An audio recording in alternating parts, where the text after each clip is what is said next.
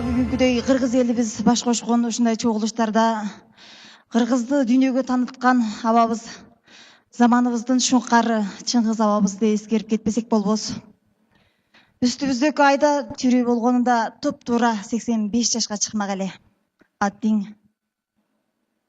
Туура айтасыз.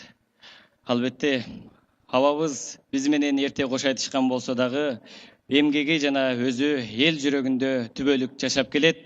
Мынакей бүгүнкү кечелигибизге дагы бир талантыбыз Шинжаң көркөм өнөр институтунан Залкар Өткөр уулу Чыңгыз Айтматовду эскерүү деген чыгармасы менен келиптир. Анда сиздердин колдоп, кубаттоолоруңуз менен сахнада Залкар Өткөр уулу. Залкар Өткөр уулу. Кош алыңыздар.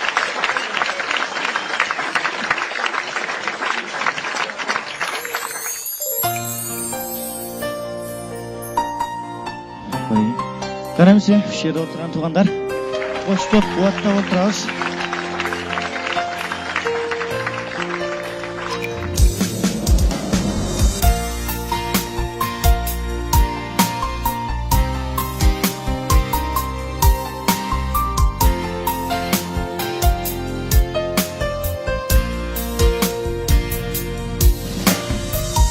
Нурун чачып, жанып турган жылдызы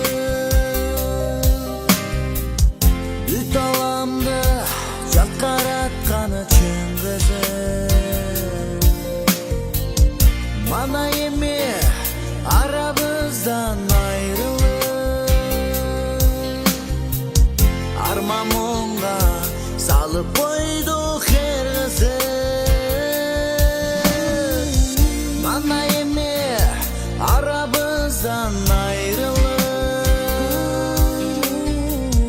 Арман муңга салып койдук эр кызы Тулпар эле асман караш таштаган Айтматов кеткен болсо таңтаган Жаккан жери жайлуу бейиш болсун деп Тоташтыгы кара көзү жаштаган Жаккан жери жайлуу бейиш болсун деп Тоташтыгы кара көзү жаштаган